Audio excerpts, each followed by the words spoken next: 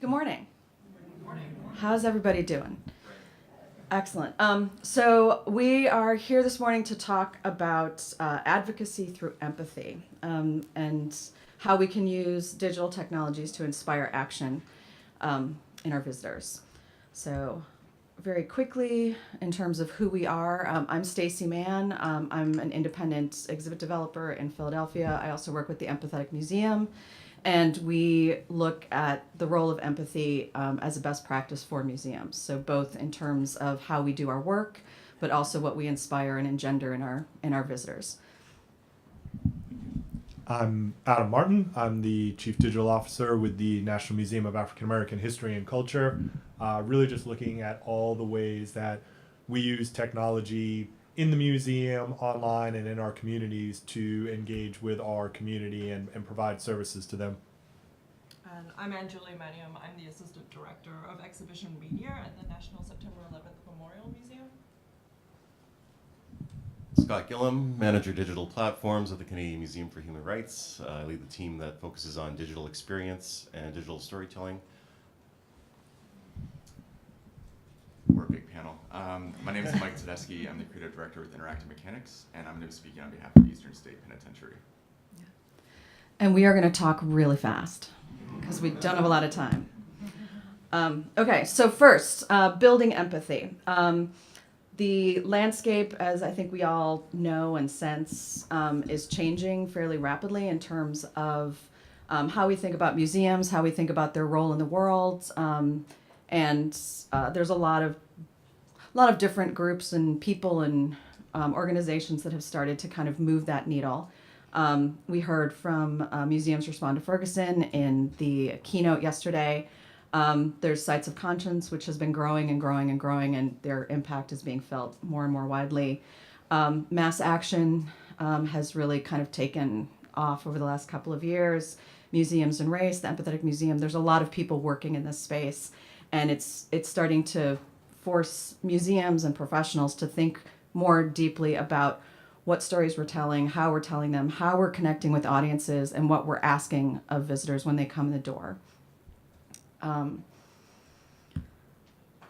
The museum landscape also is made up of a lot of different organizations that have different missions that serve different subject matters, and the opportunities that exist kind of in those spaces are very different. The types of questions that you can ask at a children's museum are probably not the same as you would ask at a botanic garden, or that you would ask at a science museum, or that you would ask at a memorial or a site of conscience. So for our purposes today and the people that are represented up here, we kind of are in the middle part. So it's history organizations, historic sites, memorials, art museums, and kind of a hybrid, or people that kind of exist, or organizations that exist kind of in these spaces, just so that you understand where we're asking the questions from, or the point of view that we're taking. In terms of defining empathy, it's a very big word. It's kind of a mushy word. People think of it as being soft. I personally think that it's strength, but that's me. And it's also kind of becoming a buzzword, which can be problematic because it starts to lose its impact and lose its effectiveness because people just start throwing it around. Merriam-Webster defines it in a very particular way. Specifically with this idea of being able to vicariously experience or feel what other people feel, which I would argue is not actually possible, really. A lot of times we can sympathize deeply, but truly empathizing means that you have to have an experience that mirrors what the other person has felt, right, to be able to tap into that. And a lot of what we're trying to do is to create sympathy and create, common human experience and make that the connection.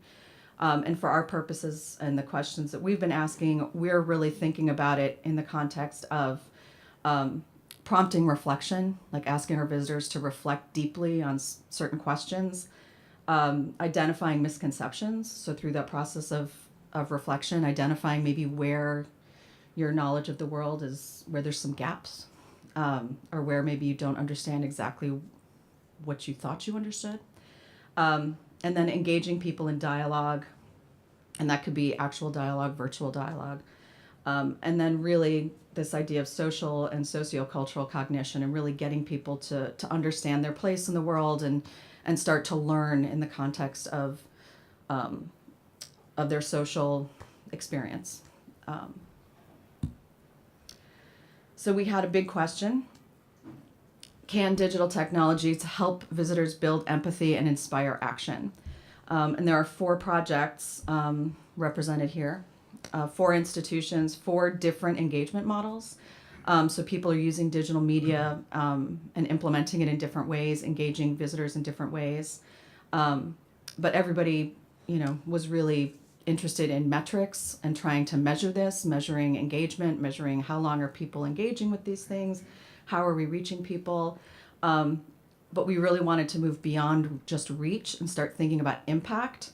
And so we started talking about survey questions and how can we actually start to measure impact. And needless to say, the results were not entirely what we expected. And we're going to start here with National 11. Great. September 11th. If you go to the next slide. So I'm going to just quickly give a brief introduction into our museum, because I know you've all been there and made the trip to New York City just to visit our site. We opened in May of 2014, and we have had approximately 3 million visitors per year. We just hit our 10 million visitor mark in the beginning of 2017.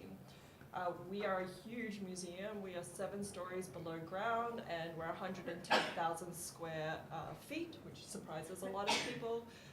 We have nearly 90 digital experiences, majority of which are static. They're archival video and audio, so on the top left and the middle bottom, they're just majority projections. But we do have 10 dynamic experiences that require continual content moderation, production, and rotation in the space by our staff. We have specifically 2 digital experiences that I'm going to talk about today that allow you to leave a written or recorded message. There's the still signing, which acts as a digital guest book, which you'll see on the bottom right, and our recording booths, which is on the top right. Our digital signing guest book is you go up to a screen and you can write a message, and it will, in real time, project that message to the location that you've identified yourself from on a world map. And our recording booths, you go into a recording booth and the primary experience is that you answer a question that relates to the ongoing impact of 9/11, and then we cut that up and we place you among a diversity of opinions and project it in the space outside the booths. We get about 1 in 6 people, visitors, signing the monitors, signing the digital guest book, and 1 out of 250 leave a recorded message. But they're very powerful, a lot of the messages and the videos that we receive, and they really help us gauge how successfully we're building empathy in the museum. So if you go to the next slide, I'm just going to give you some examples. First, maybe I'll play the video. Stacey.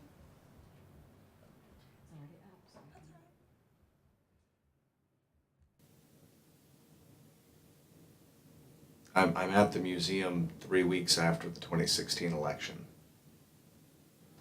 And it's impossible for me not to think about that event and the decision that we as a country have collectively made. And I think that one of the things that coming to this place, where I've been many times, one of the things about coming to this place that I'm always reminded of is that there are no small choices, and that we must try always to be responding to what we are encountering in the moment,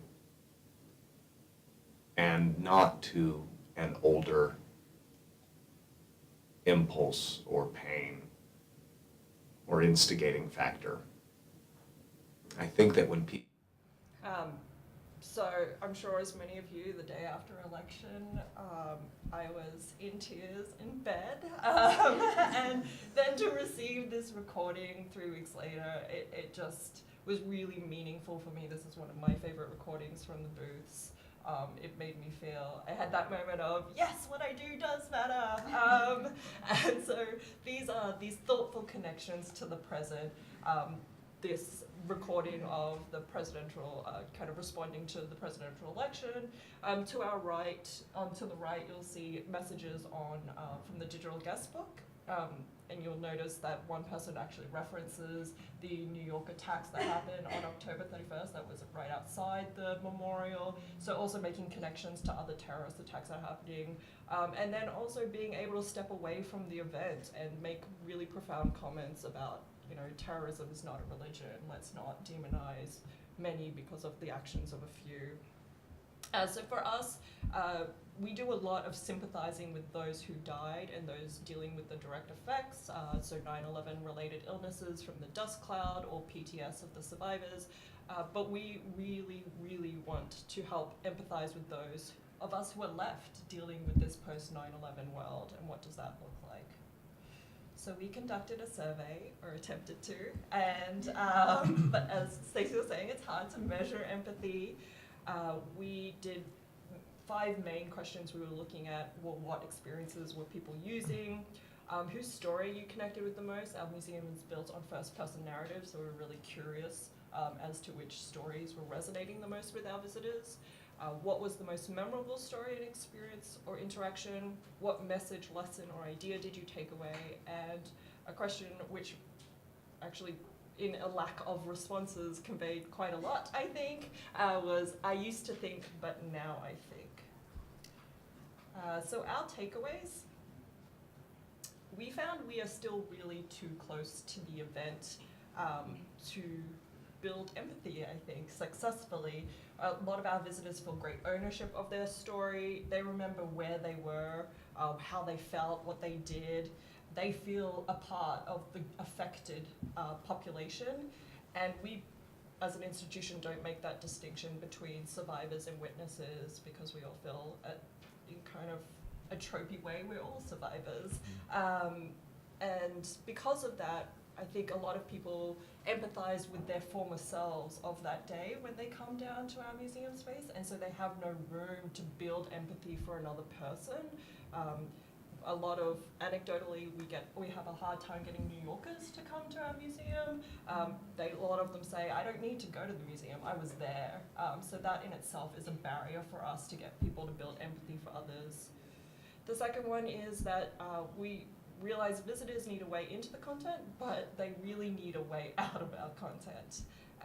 We do a really great job about recollecting memory, reconstructing memory for a visitor. We want to put them in the day, that experience of collective witness, but we take people so far down into the rabbit hole, and we don't scaffold them back up to be able to move from feeling to thinking about the event. And then we also found that individuals are memorable but not long-lasting.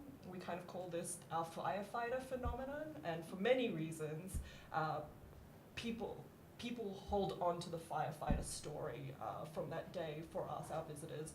They are 40% of people who were surveyed, that was their takeaway, you know, running into the building, heroicism, the firefighter, those who responded, but they only actually make up 10% of our victims, and so we kind of theorize, do we go too granular with our victims, that they're so unique, they're so individual in their person that we can't really put them in a group like the firefighters or the people on the plane, and that's what people are taking away. Even though they remember an individual story, their lasting impression was that of a group of people. And so the next one, then the questions we raised from our survey. We have a constant conversation in our museum about how we move from never forget to never again. We look to the Holocaust Museum a lot in this discussion of how do we continue to test our visitorship, and how can we be prepared to meet them when they're ready to move from just sympathizing to empathizing with a larger population of people. We are a memorial first, and we wonder if our hands will always be tied for the fact that we're on somewhat of a burial ground. We had a lot of discussions in opening the museum about whether we would portray the terrorists or the hijackers in our museum. We did end up doing so. There are small portraits placed below eye level at some certain part of the gallery, but there is a lot of controversy around that, and a lot of people feel that we shouldn't be portraying them at all. So then in kind of moving into a discussion of, do we ever discuss the roots of radicalization? Is that even a possibility in our world, given our site? But then it's also a question of, can digital then provide a really meaningful space for that, where it can be detached from our location? Which group is most productive for us to build empathy around? If we were to target a group, would it be the call of action being supporting healthcare legislation for those who are affected from 9/11 dust? Would it be about supporting veterans and for the ongoing war that's happening? That is something that we probably need to be more targeted for people to kind of build empathy around, so that they have an action afterwards. And then lastly, should we be, I used to think, and now I think, was majority of the answers we got when we did get an answer was, I used to think emotion, and now I think severe emotion.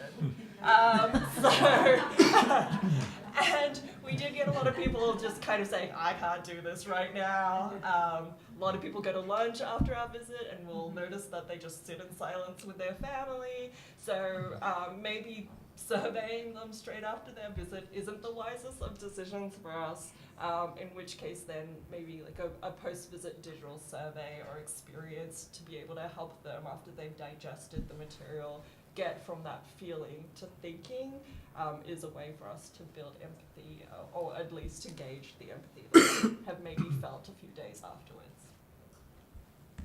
Great. All right. You're up. Thank you.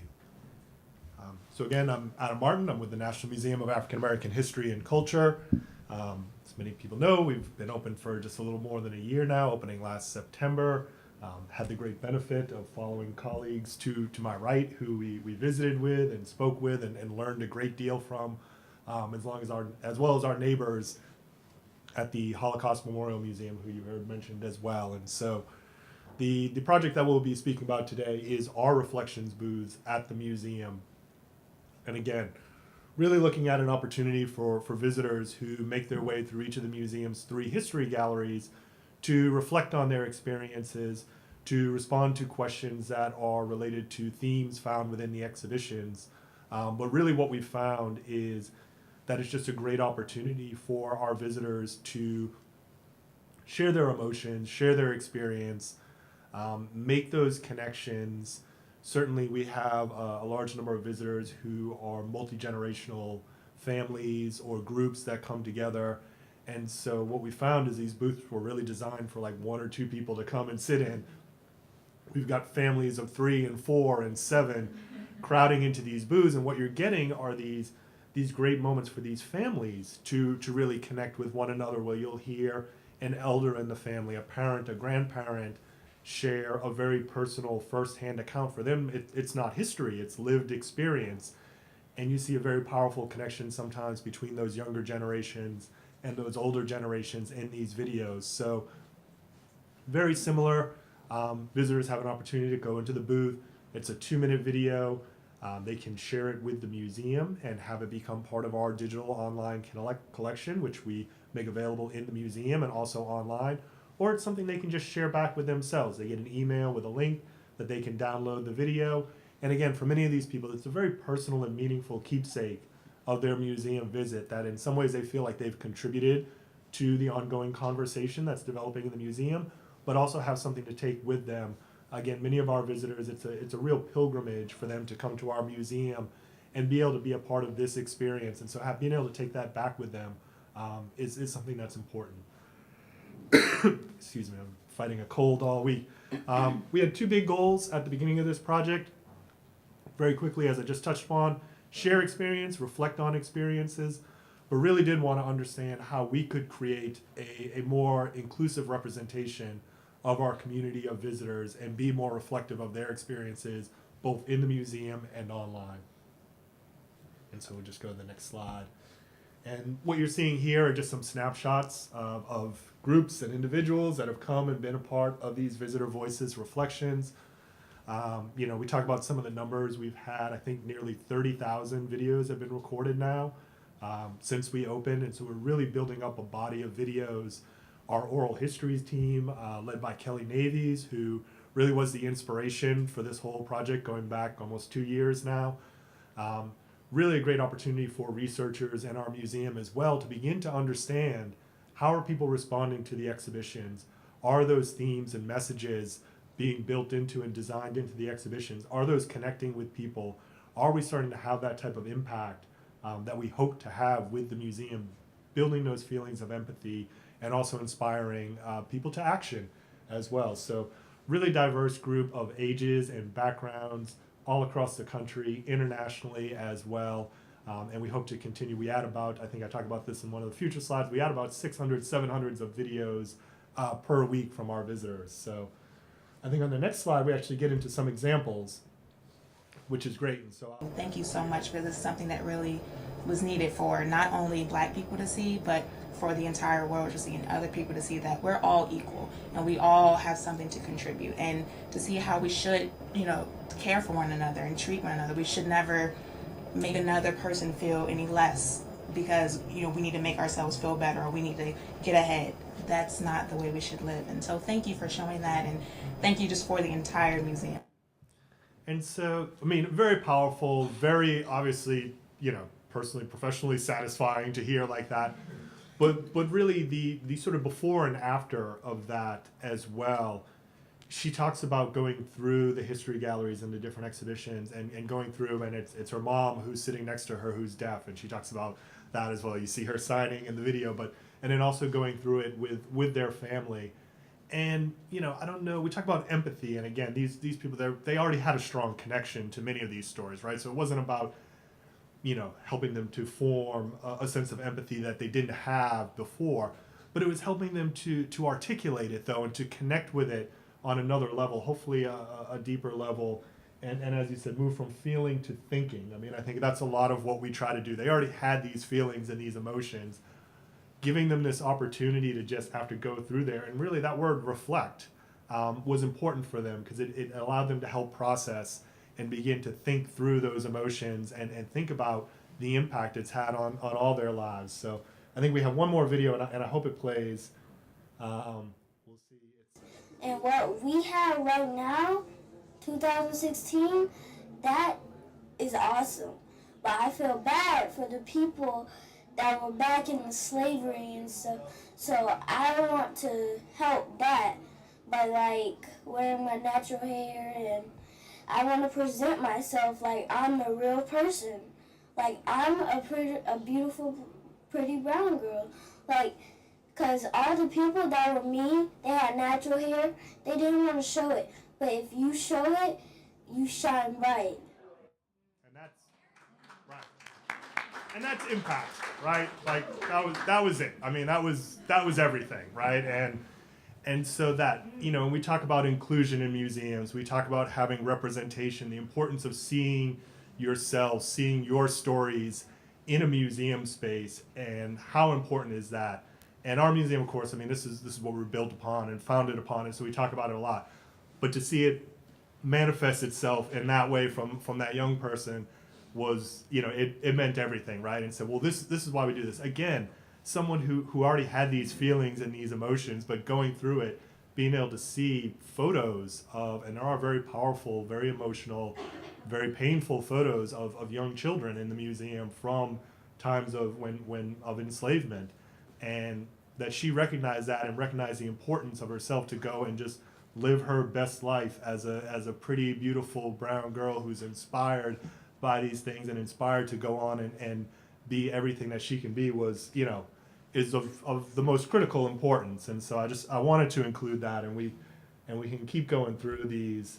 Here we just talk about, some of the metrics that we've had that I mentioned previously. So, I think we're at that 30,000 mark now. But even with that, we've seen 3 million visitors now in our first year plus. So it's still 1%, right, of our visitors How do we continue to make this a space where all of our visitors feel like they want to come in and share that? Now, certainly there's just some logistical challenges of the museum of getting people through, but I think that's something where we've started to be thoughtful about how do we make sure this is a space where all our visitorship feels comfortable going into and sharing their reflections and being a part of this conversation and discussion. So we're adding more. Some of the surveying, just internal surveying we did and looking at things. It was interesting in some ways that there was almost equal distribution between the 3 different galleries. They're located on 3 different levels, but even just in looking at the videos, we saw people who recorded on multiple levels, who felt like they really needed to share, and others, who sort of pick and chose, I guess, as it were. But really, there was something unique and interesting about each of the history galleries that I think resonated with people differently through the questions that we posed to them. So whether it was questions of, do you feel like the time of enslavement and enslaved ancestors still has an impact on your family today or on our society today? For people who lived through the era of segregation, how does that continue to impact your life today and your relationships? And then certainly as we look at a changing America, which for us is 1968 to present, what are the social justice issues and issues of racism and racial inequality in this country that we're still facing and dealing with? So it was really interesting to see how people responded to those different sets of questions. And then just as importantly for us was sharing these back out. We share them out on our website and through our social media channel. We incorporated a number of these Visitor Voices videos into our 1-year anniversary. It's been viewed, I think, now more than 60,000 times across all digital channels. That's just in September when we launched this, so continuing to grow that as well.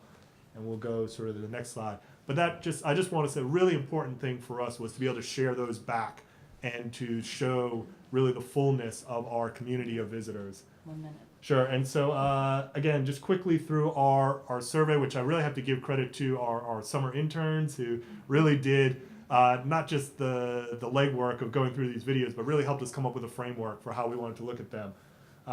So again, reflections questions really help visitors to better vocalize their experiences, how they related to racism, social injustice, and their understanding of American history. So again, not that they lacked empathy and somehow we gave it to them. They already came with these things, but helping to articulate it and vocalize it was important. They also just expressed a great deal of gratitude in an institution being willing to acknowledge these things and give a space to these for them as members of the community to share and give their input and be part of the conversation and discussion. And I think the quote that stood out was this, this is an important step forward. And for us to remember this is only a step, that we haven't solved anything, but we're just beginning down a pathway. And then from our online community, people who watch these videos expressed, again, a great deal of gratitude and thanks for making them a part of that public conversation. And also understanding this is difficult and these conversations are really hard, but getting it out there is really the most important thing to do and that important first step. So takeaways just for us, when designing these types of experiences, we're educators. Use inclusive language, open-ending questions, encourage that openness and honesty and critical thinking. We're catalogers, so balance how much you can ask people. We wanted to ask them all sorts of questions about who they were before they recorded a video. Really hard to do, kind of counterproductive. And then we're curators, yes, but have a commitment to share a more inclusive and representative selection of voices, right? Don't just look for those best ones that somehow memorized your museum mission before they recorded their video, but really look for people who offer a range of perspectives if you want to have that very inclusive experience and representation of your museum visitors and community. So questions, I think ours are similar. How do we measure impact? Big question mark. How do we encourage more sharing by visitors and track that ripple effect out there on those digital channels and spaces? What are additional educational opportunities within the museum and within our research community?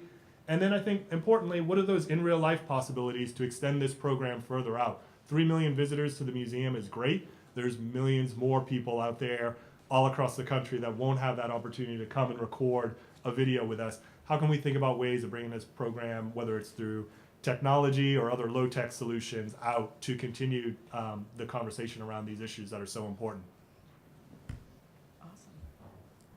Great. Cool. Like, how can you not be inspired by that? Right? You can maybe go to the next slide. Yep. So I think it's worth reflecting back on, MCN 50, right? Looking back, thinking forward, taking action. And I think this is where you really see that, I feel very fortunate to be on this panel because you see some of these projects, and we're at this incredible time to be museum technologists. And so you all have an incredible amount of capacity to take on some of these challenges. How do you want to connect with your visitors? How do you want to use empathy in your storytelling to help people make meaning and to connect with your content, connect with each other? So we're located in Winnipeg, which is about 8 hours north of Minneapolis. So if you looked at North America and stuck your finger right in the middle, that's where we're at. Fairly geographically challenged. We're in a city of 1.2 million, in a province of 1.2 million, cities about 800,000. So there's not a lot around us. We're in the middle of the Canadian prairie. 47,000, if you could back up. So 47,000 square feet of exhibit space. We've been open since 2014. Our mission is to explore the subject of human rights with special but not exclusive reference to Canada, promoting respect for others and encouraging reflection and dialogue. And when we talk about reflection, it's not just the meditation, but it's also the fact that the way we tell stories, people should see a reflection of themselves. And when thinking about dialogue, we really understand it as a metaphor in the museum's approach to experience design. So through traditional methodologies, image and text, as well as through technology. And we really explore 4 methodologies when we're creating exhibits. So along with traditional didactic displays, there's also passive, active, immersive, and reciprocal. One of the galleries that's on display at the top is our Canadian Journeys Gallery, which is about 10,000 square feet. It's literally, we consider it a museum within the museum. It sort of is a great example of sort of the widest gamut of mixed media presentation that we have. And when we think about empathy, it's really considerations for the material. So telling difficult stories, you can risk re-traumatizing. You can surface strong emotions. So in the development of our exhibit program and also our temporary exhibits, we really consider how we can safely enter and exit our visitors in some of these subject matters. If we go to the next slide, this can also mean that the way we use technology, we can also look at how we conceptualize human rights-based subject matter. We're an ideas museum. We only have about 250 physical artifacts. Largely our collection is more in digital. It's really based on an oral history program. What you see up at the top is in the center of our Canadian Journeys, which is our circle of inclusion.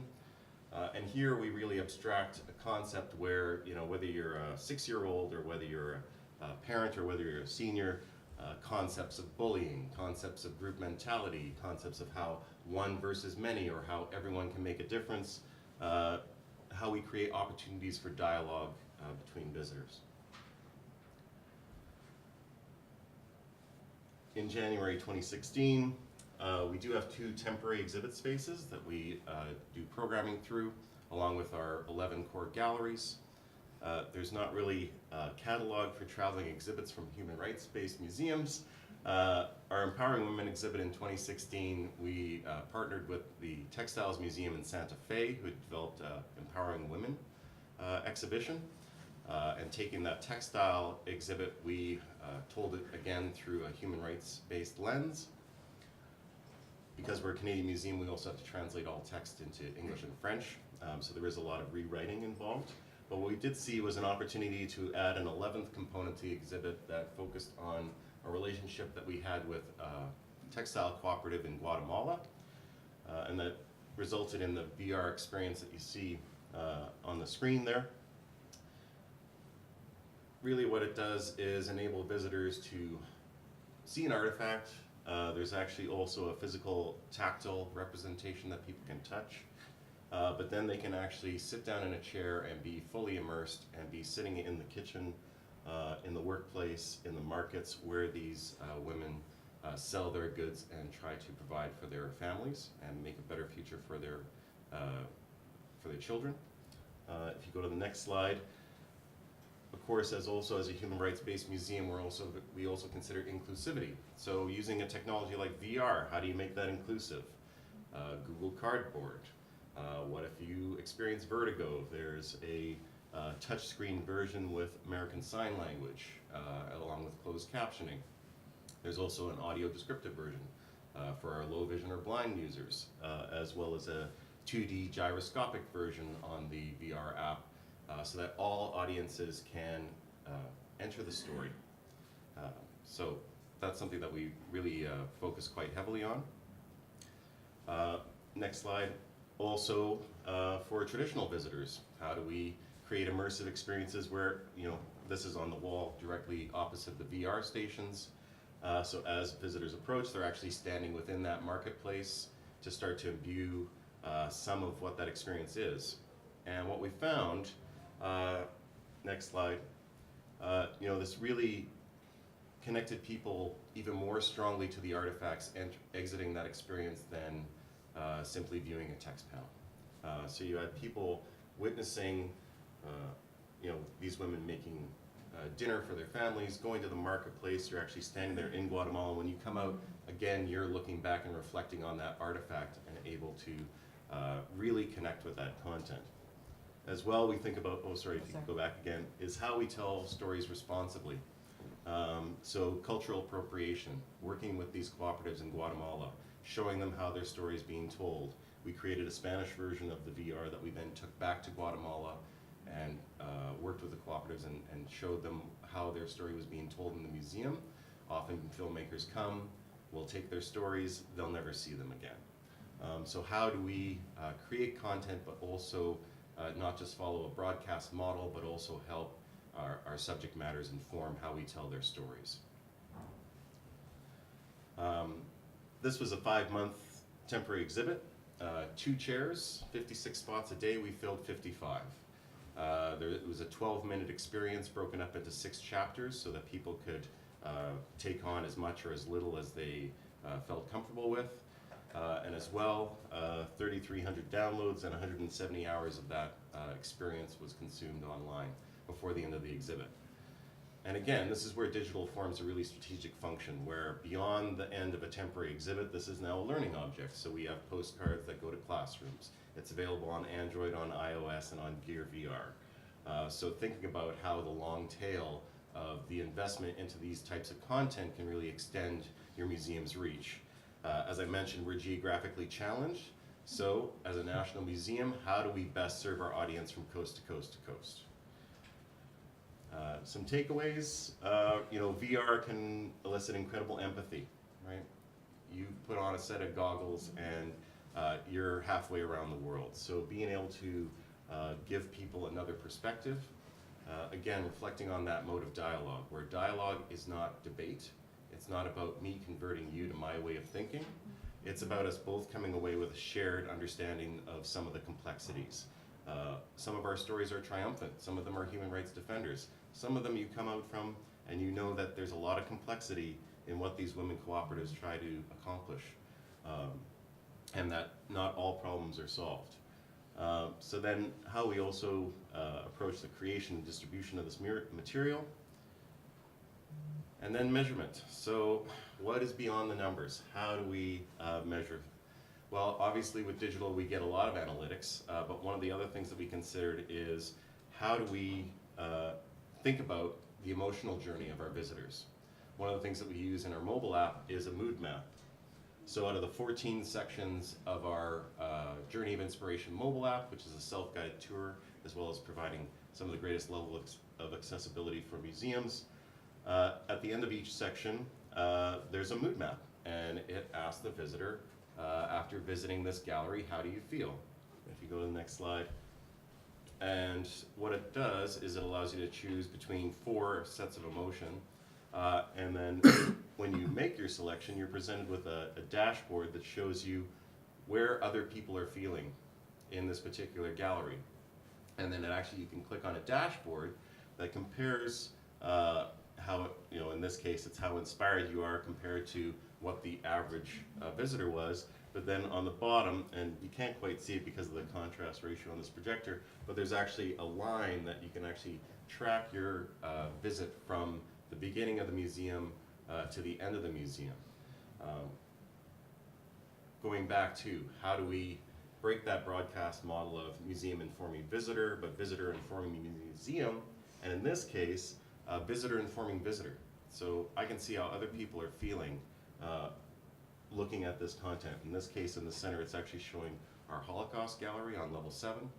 So you're seeing that predominantly people are in the moved and thoughtful range. And then later on, when you look at the graph, you can see how when people actually get to the Tower of Hope, they're feeling really inspired. So again, it's not really us saying, oh, we've succeeded. It's more about how do we then take this, how do we fold this qualitative data and look at it against our quantitative data to better understand how our visitors are understanding this content. So of course, some questions raised. Immersive digital experiences. We're all digital technologists. We all carry our own biases. Are they successful in eliciting empathy? You know, sometimes we fail, sometimes we succeed. So how do we measure it? And that's really a critical conversation for us.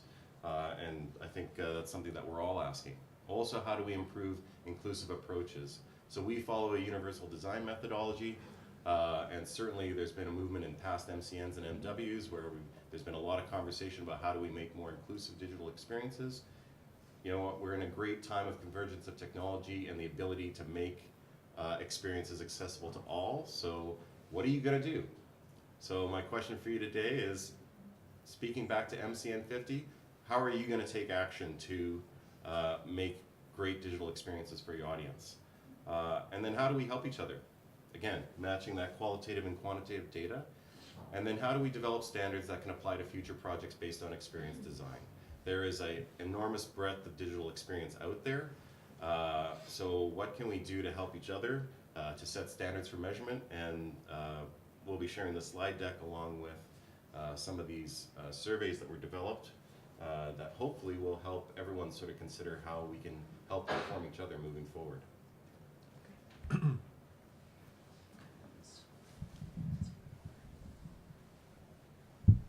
All right. Last but not least, Eastern State Penitentiary. I'm going to be talking about their most recent exhibit, Prisons Today, Questions in the Age of Mass Incarceration.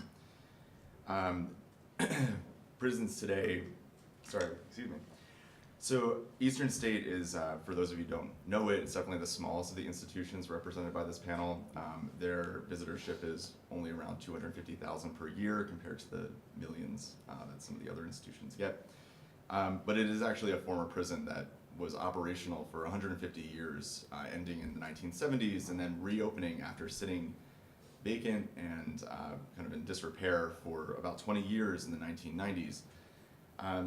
And historically, the institution has talked about the history of the museum, the history of the prison, how it's impacted other prison systems globally, and some of the notable inmates. Al Capone was there. People go there to see his cell and for haunted ghost tours. But in 2012, Eastern State really took it upon themselves to become a place of conversation around mass incarceration and this kind of epidemic in the country that has happened around our prison population. And in 2013, they installed a sculpture, a physical sculpture in the baseball field called the Big Graph, where they very quickly, you can see how significantly this rise in prison population in the US has gone up over the last 40, 50 years in the United States. And this all folded into this new exhibit, Prisons Today, in 2016 when they opened to continue that conversation. Next slide. So the exhibit itself introduces visitors to the concept of mass incarceration, and they are very upfront with their stance on it, which is that this is an epidemic in our country and we need to do something about it. Through the exhibit, they use data, storytelling, there are opportunities for dialogue, very similar to the other institutions on the panel, not just with other people in the space, but Eastern State also employs formerly incarcerated citizens to share their stories and to be tour guides in the space.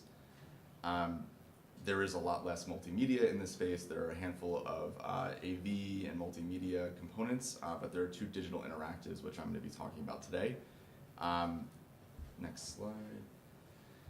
The one that I'm going to be focused on is kind of this individual reflection space, which is an iPad interactive called Postcards to Your Future Self. So this is an iPad-based interactive at the end of your experience, which allows you to reflect and draft 3 postcards that are sent to you digitally 2 months, 1 year, and 3 years after your experience at the museum. Originally, in early conversation, there was this idea that this may actually be physical postcards, and then that would be a logistical nightmare trying to actually send those out to everybody on that schedule. And go to the next slide. The main objectives of this particular piece were to provide a way for visitors to reflect on their experience, particularly around their feelings and their emotions while they're there, to get them to try to self-affirm or make some kind of commitments to taking action or to thinking about how they're going to communicate or share this with other people that weren't there today at their experience.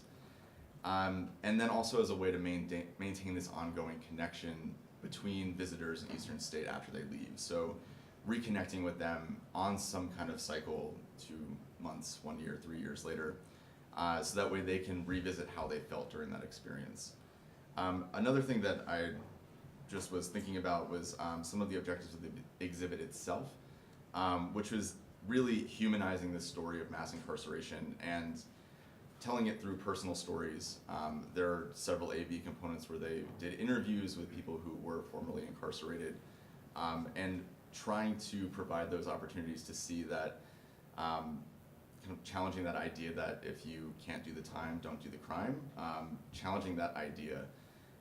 The people who come to prisons or to Eastern State are predominantly white, and they're usually not based in Philadelphia, so 80% of their visitors are Caucasian. So the people that are coming there may not have the same connection to the material as other people that they want to try to get in. I have a couple images of the actual interactive itself. So again, it's based on iPad, but introducing people to what they're going to be doing very quickly. I'll just go through these very quickly, but just essentially giving people the opportunity to fill out very quick prompts.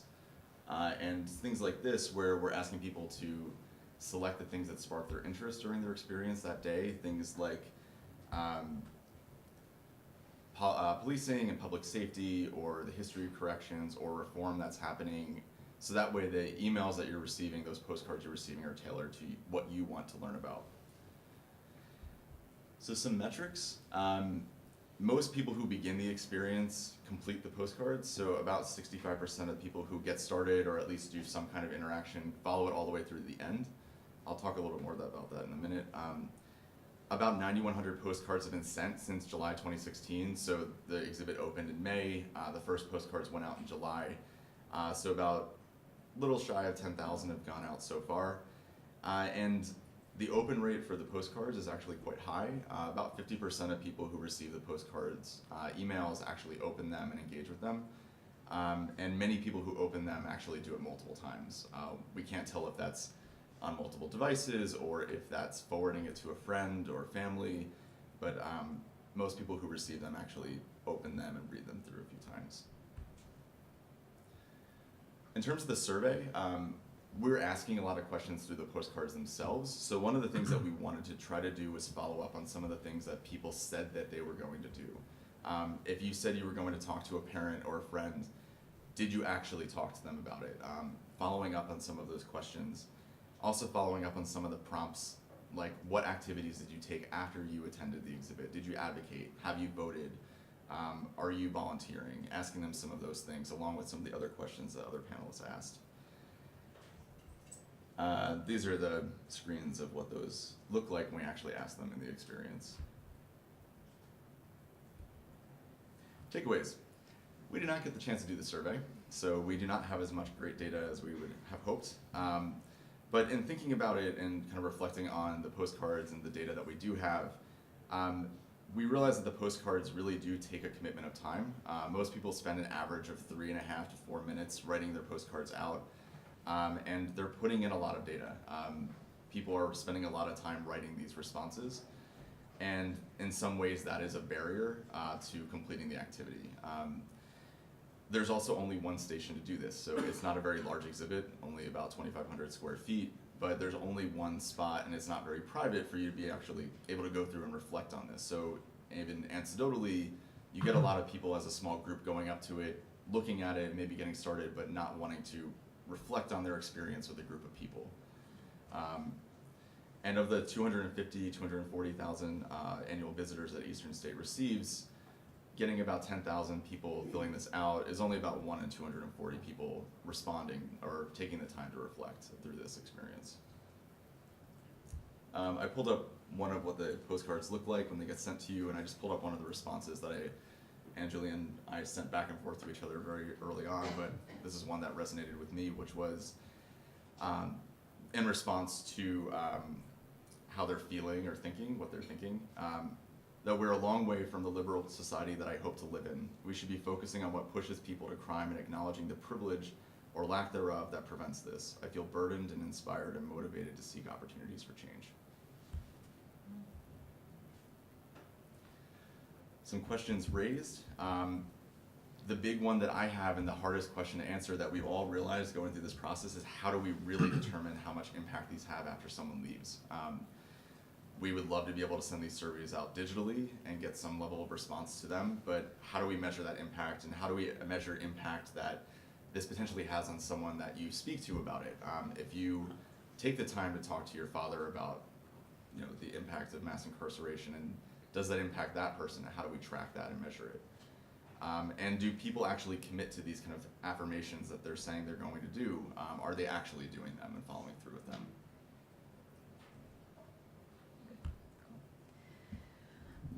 Okay, so as I mentioned before, the findings were not what we necessarily expected.